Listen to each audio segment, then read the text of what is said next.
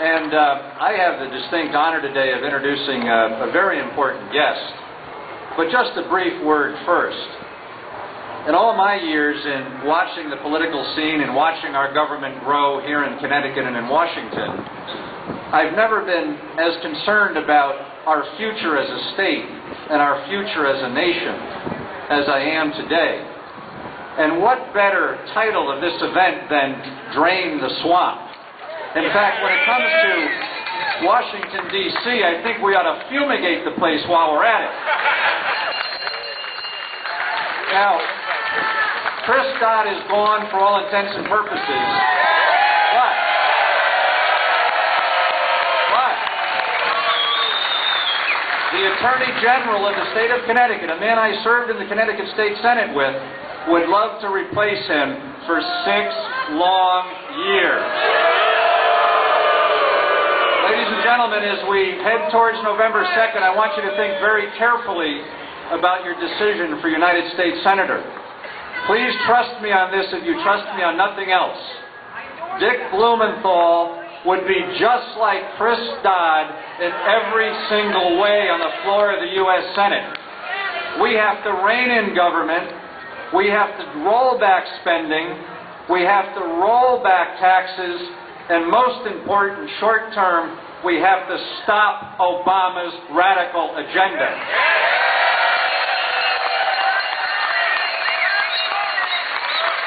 Now, the candidate that I'm going to introduce to you today is someone whom I've gotten to know lately and someone who I've come to trust. We need somebody in Washington who will vote to reduce the budget, who will vote to roll back taxes, who will vote our interests and our families' interests when it comes to saving and restoring this great economy in the greatest country in the history of the world.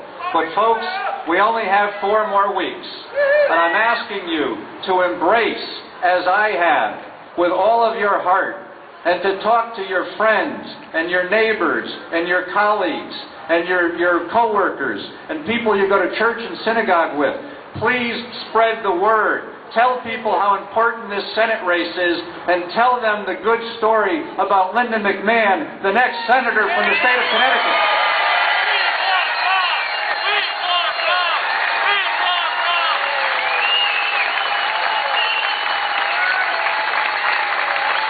Good afternoon.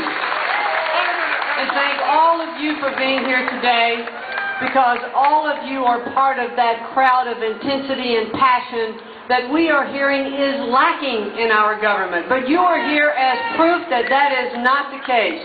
You are here because you know that we need change.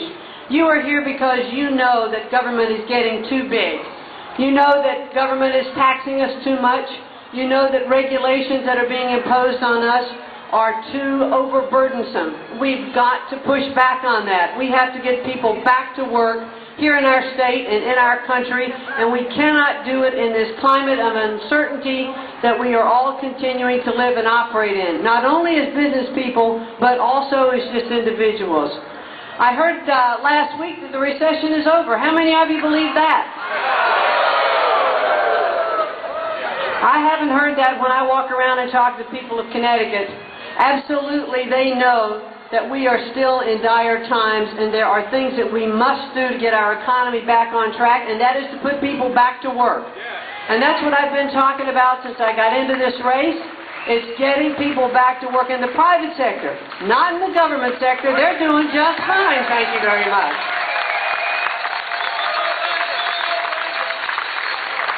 Government employment has gone this way. Private sector jobs have gone this way. We've got to change that. We've got to freeze government hiring. We've got to freeze government wage increases. We've got to roll back our discretionary non-defense spending to where it was at least in 2008 before we kind of fell off a cliff. These are things we need to do right away. We don't need to have any more stimulus money. We need to take our stimulus money, pay down the debt, so that we're not paying $1 billion a day in debt service.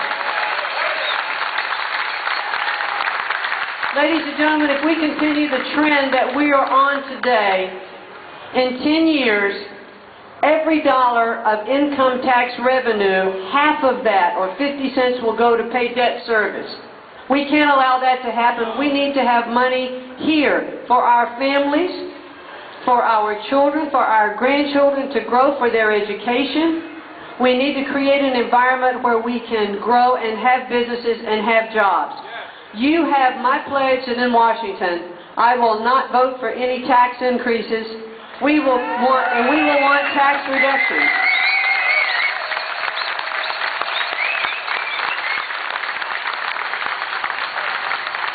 And we need to have restraint in our government. So you have my pledge that I will work 24/7 when I am there to put in many of the same kind of guiding principles that I had as a CEO of a company, and that was to operate with little debt, to live within the means of that company, to not spend more than that company made, and that's the way I've lived my life as well. So thank you very much for the opportunity to talk to you today.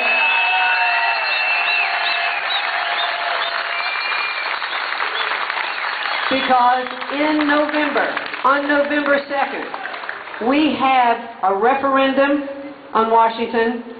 Let's change who we're sending there, as well as who we're sending to our State House here in Hartford, because we need to change that balance of power and have more checks and balances and be able to be the party of change. So thank you very much for your support in making that happen on November 2nd. Thank you.